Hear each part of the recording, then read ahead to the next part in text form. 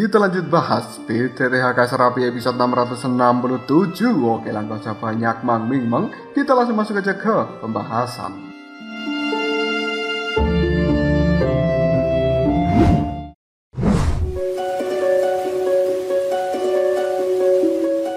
Dunia abadi untuk saat ini telah benar-benar hancur. Banyak retakan di mana-mana akibat pertempuran antara Soyen dan juga Kaisar Surgawi. Dan retakan itu akan menjadi sumber bahaya baru di masa depan nanti. Jika hal seperti ini tidak segera diatasi, mungkin seluruh dunia abadi akan menghilang dari dunia seribu besar. Dan kali ini, bahkan retakan akibat pertempuran Soyen melawan Kaisar Surgawi telah menyebar. Meskipun hal seperti itu dengan kecepatan yang cukup lambat, semua orang yang berada di dalam dunia abadi ini saling berpikir untuk mencari cara bagaimana untuk menghilangkan retakan itu dan memulihkan dunia abadi sepenuhnya. Bagaimanapun juga, pemulihan seperti ini sangatlah penting. Nyonya Yaoji, Tetua Yowu Chen, dan juga yang lainnya hanya bisa menggelengkan kepalanya melihat kondisi dari dunia abadi yang cukup porak-poranda. Di atas sebuah bukit yang cukup indah pada saat ini telah duduk dua orang wanita, dan mereka memandangi sesuatu yang berada di bawah sana, dan tidak lain itu merupakan Danau Tianji, tempat dari Soyen melakukan kultivasi. Dua wanita tersebut adalah Yaoling dan juga Yueru. Pandangan mata dari Yueru kemudian melihat pada Yaoling yang berada di sampingnya, dan kemudian dia bertanya, "Kau telah mengatakan pada diriku bahwa sebenarnya Kaisar Surgawi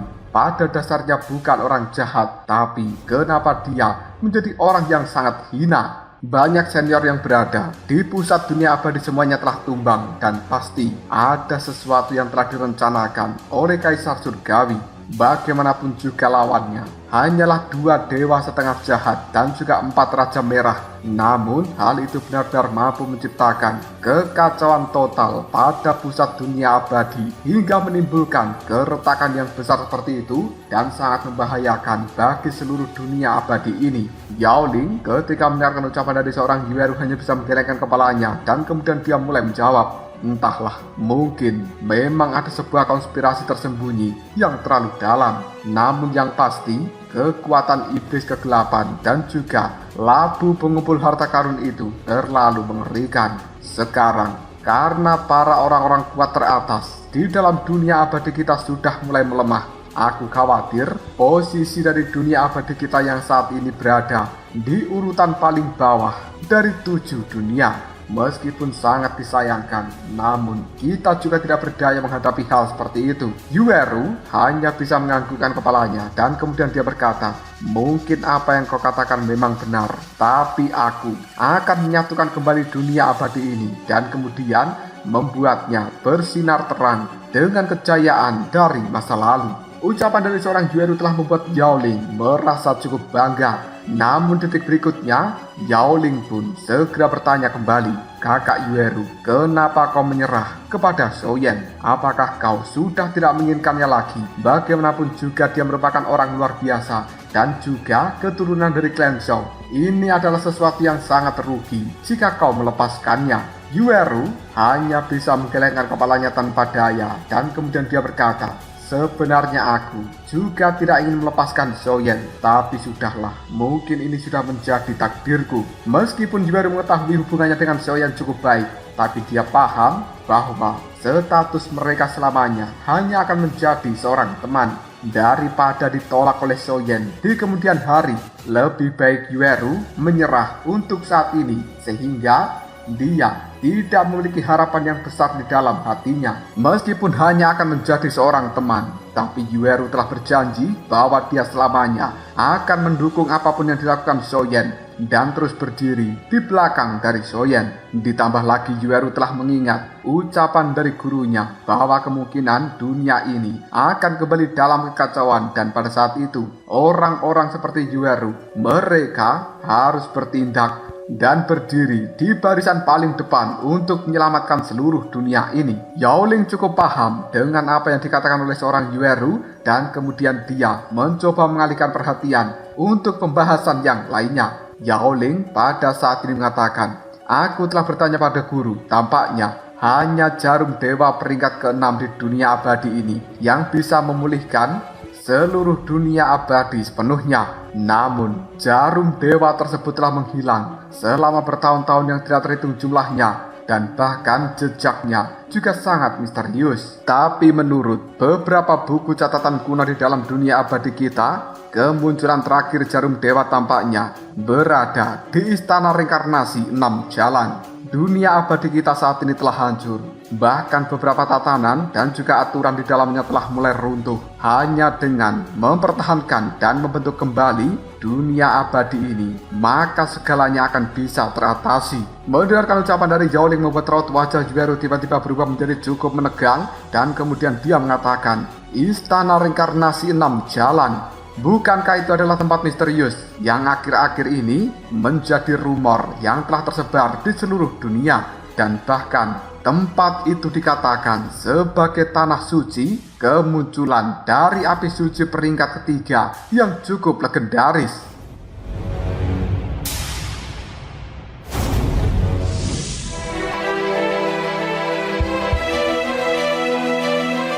Yaoling menganggukkan kepalanya sambil menimpali. Benar, memang ada rumor di mana-mana. Meskipun aku tidak tahu apakah itu benar atau tidak, tapi sepertinya banyak orang sudah melakukan persiapan untuk bergerak. Bagaimanapun, api suci peringkat ketiga adalah sesuatu yang luar biasa. Putra-putra kesayangan surga yang tidak terhitung jumlahnya di dalam dunia 1000 besar pasti tidak akan pernah menyerah untuk memburu api suci tersebut. Yueru segera berdiri dan kemudian dia mengepalkan tinjunya sambil mengatakan, "Istana reinkarnasi 6 jalan, jarum dewa surgawi. Aku pasti akan bisa mendapatkan hal itu untuk mengembalikan dan juga memperbaiki dunia abadi ini." Pandangan mata dari Yaoling kemudian melihat pada danau Tianqi yang berada di bawah sana, dan itu membuatnya segera berkata pada Yueru, "Sudah 3 bulan berlalu, Soyen, Sun-er, Yun-yun, kenapa mereka hingga detik ini belum keluar juga dari retreatnya? Konon, istana reinkarnasi 6 jalan akan segera muncul di dalam dunia 1000 besar. Jika mereka tidak segera keluar, aku takut bahkan Soyen tidak akan pernah bisa mengikuti perburuan ini." Soyen adalah seorang pengendali api suci, dan api itu sangat berharga untuk dirinya. Jika dia tidak segera keluar dari retreatnya, aku yakin pasti Soyen akan sangat menyesal. Yueru hanya menimpali, "Apa boleh buat, kita juga tidak bisa mengganggu retreat dari Soyen. Namun jika tebakanku tidak salah, mungkin Soyen akan segera keluar dari retreatnya. Lebih baik kita kembali ke aula utama saja." Mendengarkan ucapan dari seorang Yueru membuat Yaoling hanya bisa menganggukkan kepalanya, dan kemudian kedua gadis cantik ini menghilang dalam sekejap dari bukit ini, dan mereka telah kembali ke aula besar dari istana Nyonya Yaoji. Kita berpindah pada bagian dalam danau Tianqi yang merupakan tempat dari Soyen. Pada saat ini Soyen tiba-tiba saja membuka matanya, dan kemudian dia melihat pada Raja Naga Baksia yang berada di hadapannya. Sambil tersenyum, Soyen pun berkata, "Senior, terima kasih banyak atas bantuanmu." Raja Naga Baksia hanya bisa menganggukkan kepalanya, dan kemudian dia mengatakan, "Bocah kecil, tidak kusangka bahwa sebenarnya di dalam tubuhmu sudah memiliki 3 atribut, yaitu api, kayu, dan petir.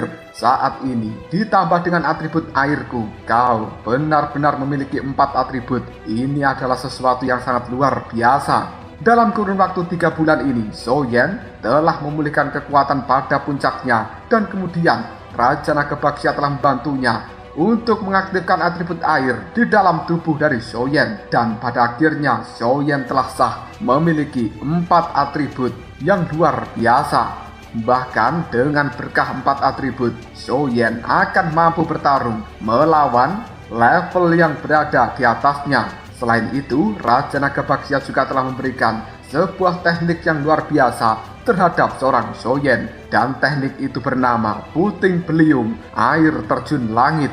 Jika dikombinasikan dengan kekuatan Soyen yang telah berada di setengah reinkarnasi ketiga, maka kekuatan tempurnya akan mencapai tingkat yang cukup mengerikan. Soyen pun teringat sesuatu, dan kemudian dia memberanikan diri untuk bertanya pada Raja Naga Baksia, "Senior, ngomong-ngomong, aku tidak tahu jalan masuk menuju klan naga. apakah Anda mengetahui jalan untuk menuju tempat itu? Raja Naga Baxia melihat pada Soyen dan kemudian dia berkata, sebenarnya aku memang tahu pintu masuk menuju klan naga, tapi untuk saat ini aku tidak bisa memberitahukannya pada dirimu karena kekuatanmu masih dianggap terlalu lemah jika dibandingkan dengan kekuatan-kekuatan luar biasa di dalam klan naga kita. Selain itu, di dalam tubuhmu juga memiliki aura dari kakak laki-lakiku, yaitu Raja Naga Emas. Dan aku benar-benar mohon maaf, untuk saat ini aku tidak bisa memberitahukan pintu masuk menuju klan naga tersebut. Aura yang ditinggalkan oleh Raja Naga Emas di dalam tubuh dari Soyen itu jelas tidak mengizinkan bagi seorang Soyen untuk ikut campur dalam perselisihan internal klan naga. Selain itu, Raja Naga Baxia juga tidak berani menentang kehendak yang telah ditinggalkan oleh Raja Naga Emas di dalam tubuh dari Soyen ini. Pandangan mata dari Raja Naga Baxia telah menemukan sedikit kekecewaan dari seorang Soyen dan kemudian dia sambil tersenyum mulai mengatakan, Soyen, lebih baik kau berfokus pada kultivasimu untuk saat ini dan di masa depan nanti mungkin akan ada hari di mana kau benar-benar dibutuhkan oleh kakakku. Kekuatan dari klan naga tidak sebanding dengan pusat dunia abadi. Setelah mengatakan hal seperti ini, Raja Naga Baxia kembali melambaikan tangannya dan kemudian dua gulungan kini telah muncul di telapak tangan Raja Naga Baxia dan kemudian dia mengulurkan telapak tangannya itu pada Soyen sambil berkata, Soyen, terimalah. Ini adalah metode kultivasi, transformasi Dewa Naga ke-6 dan juga ke-7. Aku akan memberikannya pada dirimu supaya kau bisa melatihnya di masa depan. Soyen cukup kaget dan kemudian dia berkata, Senior, benda ini terlalu berharga dan aku tidak ingin dicap sebagai pencuri karena membawa dua gulungan ini. Raja Naga Baxia hanya tertawa sambil mengatakan, siapa bilang kau mencuri? Aku memberikannya pada dirimu. Ambillah, simpanlah. Dan kemudian, jika levelmu sudah mencukupi, maka latihlah transformasi Dewa Naga ke-6 dan juga ke-7 tersebut.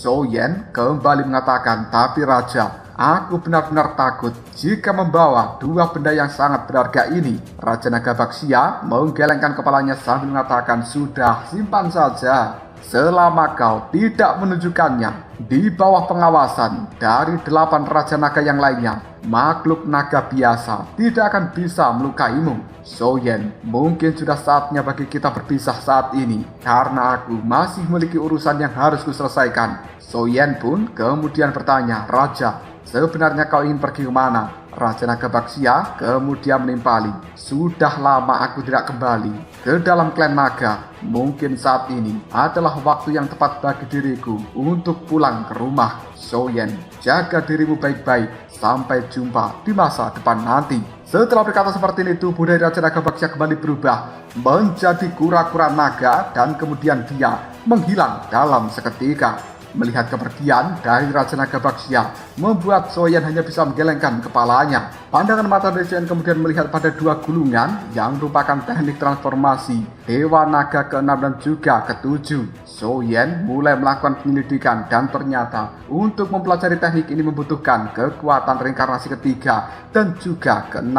Soyen tanpa daya hanya bisa menggelengkan kepalanya dan kemudian menyimpan dua gulungan tersebut. Selanjutnya Soyen teringat dengan pesan yang telah ditinggalkan Kaisar Iblis di dalam tubuhnya. Hal ini membuat dirinya kemudian berkata, aku baru saja mengingat pesan yang ditinggalkan oleh Kaisar Iblis. Dan mungkin itu adalah pesan yang sangat penting. Setelah berkata seperti ini, kekuatan jiwa dari seorang Soyen segera menyentuh titik cahaya yang berada di dalam tubuhnya yang pada saat itu telah dimasukkan oleh Kaisar Iblis ketika tangannya menyentuh pundak dari Soyen. Tidak lama kemudian titik cahaya itu pun keluar dari dalam tubuh Soyen dan kemudian berubah menjadi avatar jiwa dari Kaisar Iblis. Pandangan matanya melihat ke arah Soyen dan kemudian sambil tersenyum, avatar Kaisar Iblis ini pun mengatakan, Soyen, aku pikir kau lupa dengan diriku. Soyen pun hanya menjawab, Senior, mohon maaf. Aku baru saja teringat karena selama 3 bulan ini aku terfokus pada retreatku. Avatar jiwa dari Kaisar Iblis hanya bisa menganggukkan kepalanya dan detik berikutnya pandangan matanya menatap tajam pada seorang Soyen, lalu dia mengatakan, "Soyen, tahukah kau kenapa Kaisar Surgawi begitu membenci klan Xiao milikmu?" Soyen menggelengkan kepalanya. "Senior, aku tidak tahu tentang masalah ini." Kaisar Iblis kemudian mulai memberikan penjelasan kepada seorang Soyen. Pada saat itu Kaisar Surgawi hanyalah generasi tanpa nama,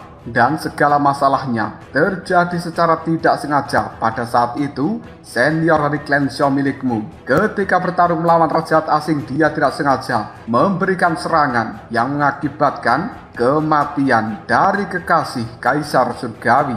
Hal itu telah membuat Kaisar Surgawi marah besar, dan kemudian dia yang awalnya menjadi pelindung dari banyak orang di dalam dunia 1000 besar akhirnya membiarkan orang-orang tersebut mati di tangan ras jahat asing. Dan setelah kematiannya, Kaisar Surgawi melahap kekuatan asal mereka semua. Dan saat itu juga tidak sedikit orang dari klan Xiaomu yang telah meninggal, dan kekuatannya juga dilahap oleh Kaisar Surgawi itu dengan metode yang jahat dan juga kejam. Akhirnya Kaisar Surgawi mencapai level kekuatannya yang sekarang. Jika pada saat itu kau tidak mampu mengalahkan Kaisar Surgawi, maka kau yang akan dilahap oleh dirinya. Dan kemudian Kaisar Surgawi akan segera pergi menuju dunia manusia, lalu menemukan tempat persembunyian dari klan Xiao milikmu.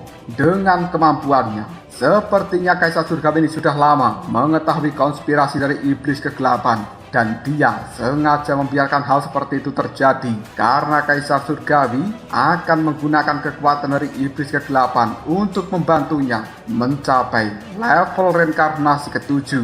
Namun sayangnya, berbagai rencana yang telah dibuat oleh Kaisar Surgawi telah digagalkan olehmu. Soyen hanya menganggukkan kepalanya dan kemudian dia mengatakan, "Ternyata seperti itulah masa lalu dari Kaisar Surgawi. Tapi senior, kau barusan mengatakan tentang tempat persembunyian dari klan Xiao milikku. Mungkinkah sebenarnya kau telah mengetahui di manakah keberadaan dari klan Xiao itu?" Kaisar Iblis kemudian berkata pada Soyen, "Seperti yang sudah kukatakan di awal, klan Xiao milikmu untuk saat ini tidak sedang diincar. Tapi setelah perang langit dan bumi pada saat itu berakhir, mereka semuanya bersembunyi dan juga tertidur dalam jangka waktu yang sangat lama. Dan saat ini aku memang telah menemukan beberapa jejak dari klan Xiaomu. Alasan kenapa mereka semuanya bersembunyi mungkin untuk menghindari eksekusi dari beberapa orang kuat yang berambisi di dalam dunia 1000 besar ini. Lagi pula ada rumor bahwa para master dari dalam klan Xiaomu telah mengendalikan hal-hal yang mengarah ke level dewa pertempuran atau dosen. Dan tentu saja hal-hal seperti itu bukan sesuatu yang bisa diabaikan. Aku juga sudah bertemu dengan salah satu dari 10 aula Yama klan Xiao, yaitu Yan Luo. Dan orang itu saat ini sudah bertindak di bawah bimbinganku. Mereka akan segera bergabung denganku dan mungkin segera akan menemukan tempat persembunyian dari klan Xiao yang sebenarnya.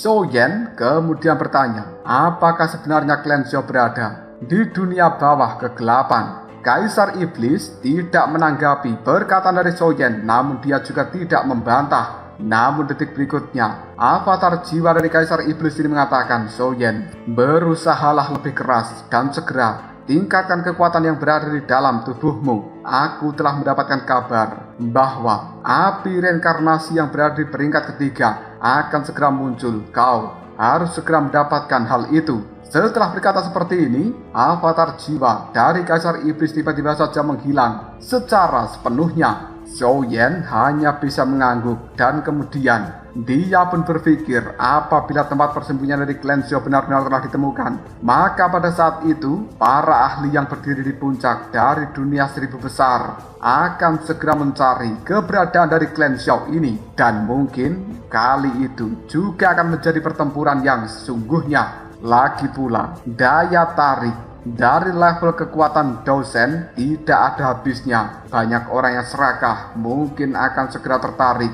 Dengan godaan seperti itu, Soyen kemudian menggelengkan kepalanya sambil berkata, "Karena masalah di dalam tempat ini sudah selesai, aku harus segera keluar dari dalam danau Tianji dan aku tidak tahu bagaimanakah situasi dari dunia abadi sepenuhnya." Soyen benar-benar telah keluar dari dalam danau Tianji ini dan kemudian kemunculan dari Soyen telah menimbulkan sebuah gejolak luar biasa di langit. Karena saat ini 5 cahaya telah muncul di langit dengan cara yang cukup mengerikan. Bahkan seluruh dunia abadi bergetar dengan cara yang luar biasa. Para penjaga ketika menyaksikan hal seperti ini hanya bisa mengatakan, kekuatan macam apa ini sebenarnya? Mungkinkah orang jahat telah kembali menyerang ke dalam dunia abadi? Nyonya Yaoji segera keluar dari dalam istana dan kemudian dia telah melihat keributan di dalam tempat ini sambil mengatakan, semuanya harap tenang. Itu bukanlah orang jahat. Baru saja Nyonya Yaoji mengatakan hal seperti ini, sinar cahaya telah melesat dari kejauhan dan kemudian berdiri di langit. Karena itu adalah sosok dari seorang Soyen. Pada akhirnya Soyen pun melambaikan tangannya dan kemudian sinar cahaya 5 warna yang berada di langit kini tiba-tiba saja menghilang dan kemudian masuk ke dalam tubuh dari Soyen. Tanpa ragu lagi, Soyen pun segera turun dari udara dan kemudian sambil tersenyum serta menggaruk kepalanya, dia berkata, "Hehehe, semuanya, mohon maaf atas keributan ini." Yao Ling tiba-tiba saja mengatakan, "Soyen, sebenarnya itu adalah dirimu. Kau benar-benar membuat kita semuanya menjadi ketakutan." Nyonya Yaoji kemudian mengatakan, Sudahlah Soyen, mari kita masuk ke dalam istana. Ada sesuatu yang harus aku bicarakan dengan dirimu." Yao Ling, kau hubungi tetua Yao Wuchen, Yueru, Yun Yun, Xiao Yi, dan juga putri Qian Qin, serta Sun Er. Yao Ling pun hanya bisa menganggukkan kepalanya dan kemudian dia menghilang dalam seketika. Sementara Soyen telah mengikuti Nyonya Yaoji untuk segera masuk ke dalam istana. 9 orang untuk saat ini telah benar-benar berkumpul di dalam istana dari Nyonya Yaoji. Dan kemudian sang Nyonya Yaoji pun segera mengatakan, "Karena kalian semuanya telah berkumpul di dalam tempat ini, maka aku tidak ingin berbahasa basi lagi. Alasan kenapa aku mengumpulkan kalian adalah untuk membicarakan tentang kemunculan dari api suci peringkat ketiga yang bernama api reinkarnasi surgawi." Soyen pun cukup kaget dan kemudian secara spontan dia berkata, "Api reinkarnasi surgawi? Mungkinkah hal itu akan benar-benar muncul di dalam dunia ini seperti apa yang dikatakan oleh senior Kaisar Iblis?" Nyonya Yaoji melambaikan tangannya dan kemudian sebuah gulungan telah muncul di telapak tangan. Lalu dia mengatakan, "Di dalam gulungan ini ada berita tentang kelahiran api suci di peringkat ketiga tersebut, dan ini adalah informasi yang telah dikumpulkan oleh pusat kekuatan dunia abadi kita." Tanpa ragu lagi Nyonya Yaoji segera membuka gulungan di tangannya itu dan kemudian ditaruh di atas meja yang besar. Gambar yang berada di dalam gulungan adalah sebuah dunia yang dipenuhi oleh kekuatan api yang luar biasa. Bahkan api ini telah mengamuk di mana-mana dan itu merupakan api yang berwarna oranye dan emas. Aura kuno yang berada di gambar api tersebut sangat menyesakkan. Soyen tiba-tiba saja mengeluarkan kekuatan jiwanya untuk melakukan penyelidikan pada api di dalam gambar tersebut. Dan kemudian Soyen tanpa ragu segera berkata, "Kekuatan macam apa ini?" Ketika kekuatan jiwa dari Soyen menyentuh api yang berwarna oranye dan emas itu, dia pun merasakan pusing yang luar biasa. Menyaksikan hal seperti ini membuat tetua Yao Wuchen sangat panik dan kemudian dia pun segera berkata, "Soyen, sebenarnya kau cari mati." Tanpa ragu lagi, tetua Yao Wuchen juga mengeluarkan kekuatan jiwa yang luar biasa dari dalam tubuhnya. Dan kemudian hal itu pun menghancurkan kekuatan jiwa milik Soyen yang telah menyentuh kekuatan api berwarna oranye dan emas itu. Raut wajah dari Soyen untuk saat ini telah dipenuhi rasa takut luar biasa, bahkan keringat dingin telah muncul di wajahnya. Sementara tetua Yao Wuchen juga telah berubah menjadi sangat pucat untuk bisa memutuskan kekuatan jiwa dari Soyen yang telah bersentuhan dengan gambar api oranye emas. Itu benar-benar menguras kekuatan jiwa di dalam dirinya sendiri. Jika tetua Yao Wuchen tidak segera bertindak untuk memutuskan kekuatan jiwa dari Soyen tersebut, mungkin Soyen akan dalam bahaya besar. Meskipun ini hanyalah sebuah gambar api oranye dan emas, tapi itu telah membawa gelombang kehancuran yang tidak bisa dianggap remeh.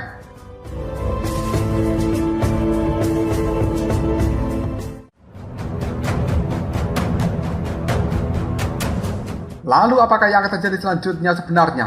Di manakah kemunculan dari api reinkarnasi surgawi yang berada di peringkat ketiga ini? Dan siapakah yang akan bisa mendapatkannya di masa depan? Mungkinkah itu adalah Soyen atau yang lainnya? Jika kalian penasaran, tunggu aja jawabannya di next video Ngobrol Shop.